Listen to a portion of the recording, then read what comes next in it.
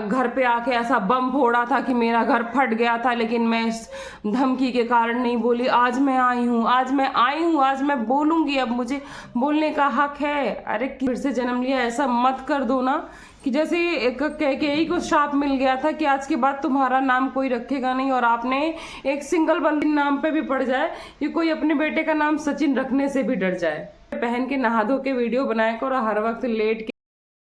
Hello everyone, कैसे हैं आप लोग? वेलकम बैक टू पूर्णिमा के सब लोग। आई होप आप सब बहुत अच्छे से होंगे और मैं भी बढ़िया हूँ। तो आप सबको पता है कि ये जो कंट्रोवर्सी चल रही है यूट्यूब पे, बिग बॉस की भी टीआरपी गिरा चुकी है। बिग बॉस वालों ने भी हाथ जोड़ लिया कि हमारी टीआरपी को बचने दो, इसको बंद करो। लेकिन भाई ये थमने का नाम ही नहीं ले रही। एक से 1.5 दिन बीच में थोड़ा सा नॉर्मल हुई थी, लेकिन फिर वैसे ही आ गई। और आप सबने देखा होगा भाई, मैं भी एकदम पक गई थी इस सबसे। मैंने भी नॉर्मल ब्लॉग डालने स्टार्ट कर दी। पिछले 2-3 ब्लॉग मेरे उठा के आप देख लो, नॉर्मल ब्लॉग जा रहे थे मेरे डेली लाइफ रूटीन वाले, जैसे मैं डाल रही थी। लेकिन अभी मेरे पे कमेंट्स आया, अगर हो सकेगा तो मैं इधर ऊपर मेंशन भी कर दूंगी कि दीदी आप मतलब बताइए कि और आगे क्या हुआ, क्योंकि कुछ लोग हैं जो उन लोग को नहीं देख रहे हैं, वो हम लोग के थ्रू ही जान रहे हैं।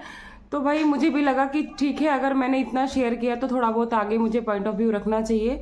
तो इसलिए मैं ये एक और वीडियो लाना चाहती हूँ। आगे इसके आगे देखेंगे कि ला सकते हैं या नहीं ला सकते, जैसा माहौल रहा करेंगे। तो देखो, पहले तो मेरा ये कहना है ना कि अच्छा बुरा जो भी हुआ, बुरा तो हुआ है, बहुत लोगों के साथ बुरा, मैंने आगे भी बोला है। और मैंने ये भी बोला है कि मैं किसी के साइड भी नहीं हूँ, ना मैं इस साइड हूँ ना मैं उस साइड हूँ। लेकिन अभी एक इंसान का पीछा छोड़ दो बिल्कुल, क्योंकि देखो वो लेट है या फिर जो भी है, देखो कहीं ना कहीं गलती है। क्योंकि वो इतनी तेज है, जिस हिसाब से सब आगे आ रहे हैं, अगर इतनी मास्टरमाइंड है तो अब तक तो वो चुप रहने वाली नहीं थी। और ऑफलाइन उन्होंने बहुत कुछ कर दिया है, बहुत कुछ कर दिया है। और अगर उनके पास कुछ और भी ज़्यादा मतलब होती उस कंट्रोवर्सी से रिलेटेड पावर ना, तो अब तक वो इस पे भी ब्लास्ट कर चुकी होती। लेकिन अभी वो उस पावर को इकट्ठा करने में लगी हुई हैं। तो फिलहाल जो भी है वो जाने। लेकिन अभी के लिए बिल्कुल आपको शांत हो जाना चाहिए हमारे हिसाब से। क्योंकि देखो, अगर एक इंसान पे एलिगेशन लगाया जा रहा है, सबसे ज़्यादा वो है जगत दीदी। तो भगवान ना करे अगर कुछ हो गया, उन्होंने कुछ कर लिया या कुछ हो गया, इतना मजबूर मत कर दो कि कोई बंदा सुसाइड कर ले। इसलिए मैंने बोला ना कि इतना मजबूर मत करो कि सुसाइड कर ले कोई नोट लिख के या लिख के, तो फिर सबके सब पछताओगे। कितना हाथों के पीछे नहीं पड़ना चाहिए था। क्योंकि आज मैं ये बोलूं कि मेरे घर में भी उन्होंने बम फेंका था, ये किया था, तो भाई कोई ना कोई आ जाएगा देखने। अगर मैं बड़ा बड़ा थंबनेल लगाऊंगी कि वो मेरे ये थे वो थे, कहीं ना कहीं मेरा सरनाम मैच होता है, तो उन्होंने मेरे घर में बम फेंक दिया था, ये तो कोई ना कोई तो देखने आ ही जाएगा, व्यूज़ तो आ ही जाएंगे। पर व्यूज़ कमाना ठीक है, सभी पैसे कमाने आए, पर इतना भी मत करो कि जो एकदम जड़ में चीज़ें घुस गई उसको भी निकाल के लाओ। कहते हैं ना, एक गलती होती तो आदमी की 100 गलती याद आती है। तो ठीक है, अभी बहुत ज़्यादा हो गया। छोटी मोटी गलती होती तो चलो ठीक है, सब कमाओ। पर मैं किसी का नाम नहीं लेना चाहती हूँ, पर मैं सबसे ये रिक्वेस्ट करना चाहती हूँ कि अभी ढूंढ के एक गलती मत दिखाओ उनकी। खुदा ना खास्ता अगर कुछ हो गया ना, तो कोई भी खुद को माफ़ नहीं कर पाएगा। जितने लोग आ गए हैं नया नया टॉपिक लेके कि मेरे साथ ये हुआ था, मेरे साथ ये हुआ था। तो बस इतनी छोटी सी बात थी। और अभी आप लोगों ने मुझे इन सब के बीच में, मतलब बहुत सारे यूट्यूबर्स अलग अलग बात कर रहे हैं, पर सबसे ठीक लगी मुझे नीतू। क्योंकि उन्होंने उसके बाद उनके ऊपर एलिगेशन लगाए गए, उन्होंने उसका क्लियरिफिकेशन दिया, जो भी सपोर्ट किया मीशू ने, बहुत अच्छा हुआ जो भी हुआ। उसके बाद वो टॉपिक से हट गई हैं, बिल्कुल भी अपने नॉर्मल लाइफ में आ गई हैं। बहुत अच्छा लगा ये चीज़ देख के। और जो भी थोड़ा बहुत होता है ओपिनियन दे देती, पर ऐसा किसी को टारगेट नहीं कर रही। दूसरी चीज़ ये है कि सरिता जी की बात सही लगी। उनको लगा कि भाई एक बार वो बहुत बड़ा शिकार हो चुकी है, अगर उन्होंने अब नहीं बोला तो बहुत गलत हो जाएगा। और बहुत प्रॉपर वे में वो बोल रही हैं, वो किसी को भी मतलब ऐसा टारगेट नहीं कर रही हैं। वो जितने कैरेक्टर थे वो सबके बारे में बोल रही हैं और सही बोल रही हैं। और उनकी बात से एक चीज़ सामने आई है, लोग कह रहे हैं इनकी बातों से लग रहा है कि मनीषा डबल फेस थी। तो आप सब पहला वीडियो उठा के देखना सरिता जी का, जिन्होंने नहीं देखा है इस कंट्रोवर्सी का जब से स्टार्ट हुआ उनका पहला वीडियो उठा के देना। उन्होंने बोला कि मैं डे 1 से कह रही हूँ कि मनीषा लास्ट में इनोसेंट ही प्रूफ होगी, क्योंकि वो कंफ्यूज थी, अंडर प्रेशर थी, बहुत सारी चीज़ें थी, बार बार उसको मैनिपुलेट किया जा रहा था और वो इतनी ज़्यादा तंग थी कि हर फंक्शन में, हर मतलब मीटिंग में वो खुश नहीं रहती थी, हर मीटिंग में कुछ ना कुछ झगड़े हो जाते थे, गुस्सा रहती थी। और वो किसी ना किसी से क्या 2 लोगों से उसने अपनी बात भी कही, एक मीशू से कही, एक सरिता जी से। तो सरिता जी जो स्ट्रांग थी तो उन्होंने अपनी बात रखी नेहा के सामने। तो नेहा मतलब जगत दीदी को बहुत बुरा लगा, उन्होंने बहुत कुछ किया, तो उन्हें लगा कि कहीं ना कहीं जगत दीदी का रिश्ता उनसे ज़्यादा क्लोज है, तो उसको बना के रखते हैं। और सचिन मनीषा को उनका जो एटीट्यूड था कि उन्होंने समझाया भी कि जैसे सचिन जाके बाहर से उनको ये चीज़ थोड़ा सा मतलब क्लिक की जाके ये गलत है, मतलब ये चीज़ें सामने आ रही है, उसके बाद ये चीज़ों का साथ साथ में होना कहीं ना कहीं कनेक्ट कर रहा था। तो उनको बुरा लग रहा था कि मुझे इस गंदगी में शामिल नहीं होना है। तो उनके दिमाग में एक सिचुएशन थी कि छोड़ने वाला, तो सचिन ने उनकी काफ़ी हेल्प की थी उनका चैनल वगैरह वापस दिलाने में। तो उनको लगा कि चलो ठीक है, रिश्ते अपनी जगह, हेल्प अपनी जगह, उन्होंने थैंक यू भी बोला था, सब कुछ किया था। लेकिन उन्होंने सोचा कि मुझे अभी उससे खास रिश्ते नहीं रखना चाहिए। आप सबको उन्होंने बताया कि उस दिन के बाद मैंने उससे अपने आप को इग्नोर कर लिया। उन्होंने रिश्ते नहीं ख़त्म किए कि ऑफिशियली ब्रेकअप कर लिया, अपने आप को मतलब सेपरेट कर लिया, और इसके बीच में उनकी किसी से कोई बात नहीं हुई। और बात रही वो जो वायरल हुआ था वीडियो, मैं उसके बारे में थोड़ी सी आप सबसे डिस्कस करना चाहती हूँ। जो वायरल वीडियो था उसमें बहुत सही बात बोली सरिता जी ने कि वो मनीषा ने फर्स्ट तो सरिता जी से बोली थी, तो सरिता जी ने तुरंत ही नेहा को समझाया था, बुझाया था या डांटा था, जो भी समझ के किया होगा, वो उनकी बीच की बात थी। लेकिन जब उन्होंने मीशू को बताया तो तुरंत क्या किया दीदी ने, नीतू, मीशू और इसको मनीषा को वीडियो कॉल पे लिया, खूब फटकार लगाया, क्योंकि उनको पता था कि नीतू का भी वीडियो उनके पास है, तो उसकी हिम्मत तो होगी नहीं कि वो कुछ भी आर्ग्यूमेंट कर सके। और सेम साथ मीशू के भी था कि मीशू भी कहीं ना कहीं उस टाइम कमज़ोर थी, और या तो इनकी फ्रेंड थी जिस वजह से भी, तो उस टाइम भी इतना उसको मतलब नीचे दिखाया गया कि तुम तुच्छ सोच की हो, तुम नीचे सोच की हो, तुम इतनी नैरो माइंडेड हो कि भाई बहन के रिश्ते को, इतने प्योर रिश्ते को इतना गंदा कर रही हो। इतना उसको मतलब गिल्टी फील कराया गया कि वो रो के खुद ही माफ़ी मांग रही थी। तो ये चीज़ गलत हुई उसके साथ। तो सरिता जी ने बोला ना, उन्होंने अपने वीडियो में बोला कि मैंने बोला तूने मुझे वीडियो कॉल पे क्यों नहीं लिया, तूने मुझे वीडियो कॉल पे लिया होता तो मैं मनीषा को बोलती कि जब तुझे प्रॉब्लम नहीं है तू लोगों से जा के ऐसे क्यों कह रही है, क्यों सबको टेंशन में रख रही है। तो बोले कि उनको क्या एक्सक्यूज दिया गया कि आप प्रेगनेंसी जर्नी में थे, हम आपको कोई टेंशन नहीं देना चाहते थे क्योंकि आप ऑलरेडी सफ़र कर रहे थे अपनी प्रेगनेंसी जर्नी का। तो जब बहुत सारी चीज़ें हुई थी तब उनको सबको ख्याल नहीं आया था उनकी प्रेगनेंसी के, या उनकी बीमारी क्या, उनकी तबीयत का। तो ये सब छोटी सी बात थी, उनको लेना चाहिए था। अगर शायद उनको लिया गया होता ना उस वीडियो कॉल में, तो उस दिन की बात कुछ और होती, वो कॉल का नज़ारा कुछ और होता, और शायद इतनी आगे बात बढ़ती ही नहीं, क्योंकि उनको पता था कि सरिता जी इतनी स्ट्रॉन्ग कैरेक्टर है ना कि उनके आते ही मनीषा को एक सपोर्ट मिल जाता, और हो सकता है मनीषा अपनी बात अच्छे से रख पाती और तुरंत का तुरंत ही नेहा जी यानी जगत दीदी जी गलत साबित हो जाती। तो इस वजह से उन्होंने नहीं लिया था वीडियो कॉल। और आज जितने लोग सब लोग आ रहे हैं ना कहीं सबने ही मिलके उसको देवी बनाया है, मतलब पायल। और एक बात और क्लियर की है सरिता दीदी ने कि जो पायल पहनाया गया था, लोग कह रहे हैं कंटेंट है, या फिर मतलब वो पायल खुद जगत दीदी ने पसंद की थी, अपने आप पसंद की थी, और सबकी सहमति से सब कुछ होने के बाद ऑन कैमरा हुआ था इनका। मतलब शूट जो होता है आप सबको पता है, जैसे हम रेडी होके कोई भी वीडियो या ब्लॉग्स बनाते हैं वैसे उनका भी कुछ ना कुछ प्रॉपर कंटेंट होता है। हाँ, इमोशनल हो जाना इज़ नॉर्मल, इमोशनल जो उस टाइम हुए होंगे वो नॉर्मल होगा।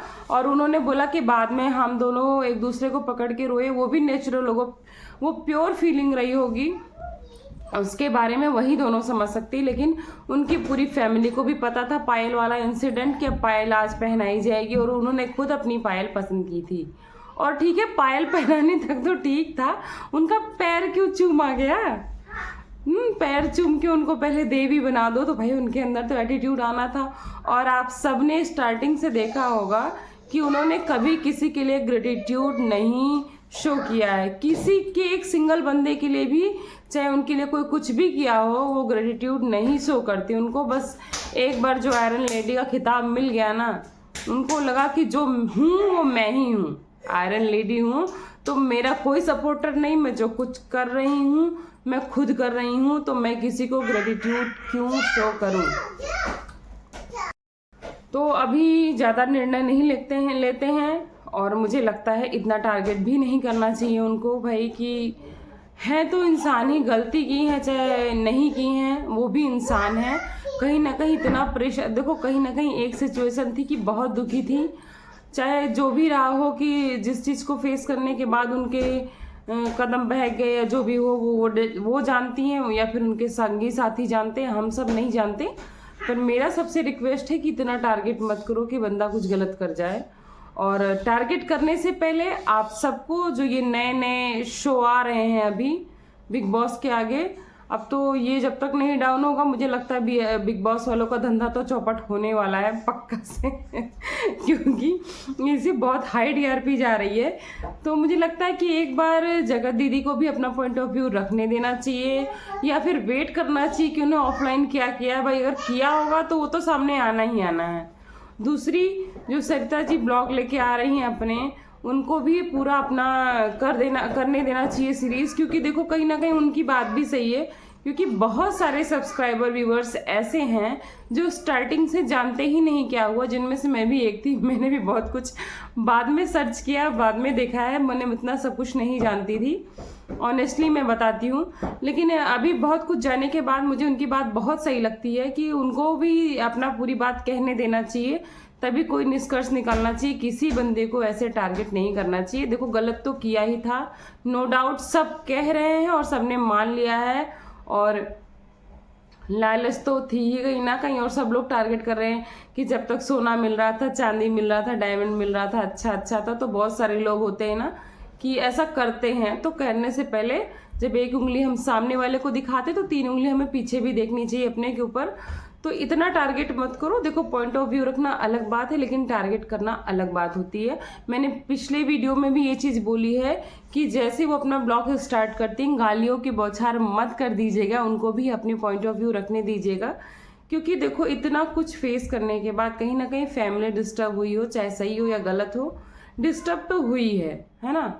तो वो भी अपना पॉइंट ऑफ व्यू रख रही हैं, तो ध्यान से सुनिए, अच्छे से सुनिए, उसके बाद ही कोई फैसला लीजिए। और एक बहुत सच बात मैं बोल दूं कि मनीषा तो सच में बुद्धू थी, अब तो बहुत होशियार हो गई इतना झेलने के बाद। सच में वो लड़की बहुत ही इनोसेंट है, क्योंकि उसने जब आवाज़ उठाई, उसको गिल्टी फील करा के, उसको नीचा फील करा के, नैरो माइंडेड टुच्चा सा फील करा के उसको वहीं चुप करा दिया गया, बहुत स्क्रिप्टेड तरीके से। और दूसरी बात, अगर सबने ध्यान दिया होगा ना तो बहुत ध्यान दीजिए, अगर नहीं ध्यान दिया ना तो पिछले आप उसके वीडियोस और ब्लॉग में जाके देखना कि कभी ऐसे पॉइंटेड बात होती, मतलब कोई स्ट्रॉन्ग कंटेंट जब होता है ना तो उसको बाकायदे रटाया जाता था।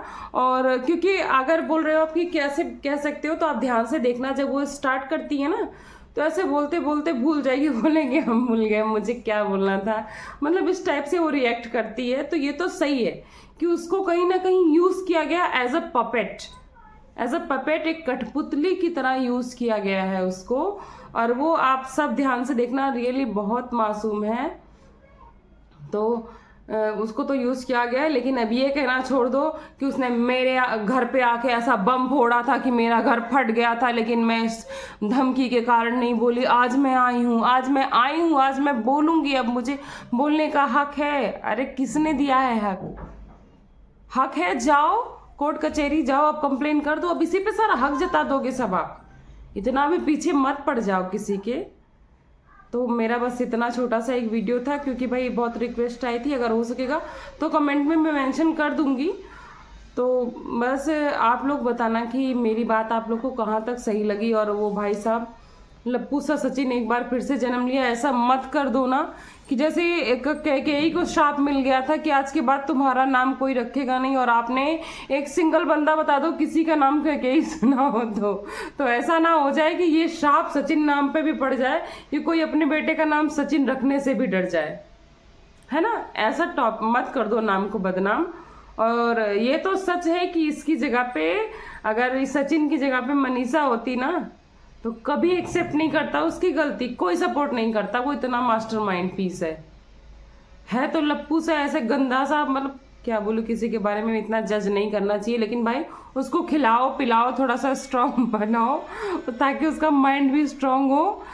और भाई कपड़े वपड़े पहन के नहा धो के वीडियो बनाया करो, हर वक्त लेट के यहाँ तक का कम ब्लैंकेट और तकिया रख के वीडियो मत बनाओ। जब इतना मजबूरी है, ब्लॉग कोई गन लगाया ही हुआ गन तो ढंग से बना लो वीडियो।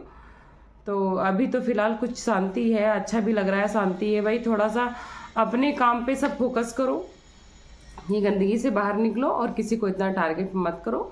गलती तो नो डाउट हुई है, पर गलती को ख़त्म करो। गलती को बार बार ब्लेम करने से वो गलती नहीं मिटेगी ना, तो ऐसे उसको जो भी है उनका मैटर ऑफलाइन उनको संभालने दो। अगर कुछ कुछ करके सब ऐसे टारगेट करते रहोगे ना, खासकर रिएक्शन चैनल वालों से रिक्वेस्ट है, हमारी बात तो कोई सुनने वाला नहीं भाई, हम बहुत छोटे यूट्यूबर हैं, लेकिन ये सब अगर कहीं कोई पहुंचा पाए तो भाई पहुंचा देना मेरी ये वीडियो की। रिएक्शन चैनल वालों से मेरी बहुत बड़ी रिक्वेस्ट है, बहुत बड़ी रिक्वेस्ट है कि इतना तूल मत दो बातों को, अब मत दो बातों को इतना तूल, किसी का घर बहुत ज़्यादा बर्बाद हो जाएगा। और कहीं कुछ अनहोनी हो गई ना तो कोई अपने आप को माफ़ नहीं कर पाएगा, पर कुछ लोग उसमें भी होंगे आके व्यूज़ कमा जाएंगे उस अनहोनी का भी, तो कुछ कहा नहीं जा सकता। तो चलिए, अभी बहुत लंबी हो गई आज की बात, तो मैं इस वीडियो को करती हूँ यहीं पे एंड। और आप बताना इसमें मेरी कितनी बात सही, अगर मैं कहीं भी गलत हूँ तो आप मेरे पे आके कमेंट करना, मैं ज़रूर सुधार करूँगी। और अगर थोड़ी सी भी अच्छी लगेगी तो भी कमेंट करना। और अगर हमारे नए चैनल पे आप सब नए हैं तो प्लीज़ लाइक सब्सक्राइब करते हुए जाना। तो चलिए हम नेक्स्ट ब्लॉग में मिलते हैं, और आप मेरे बहुत बहुत अच्छे अच्छे ब्लॉग भी हैं उसको भी जाके देखिए।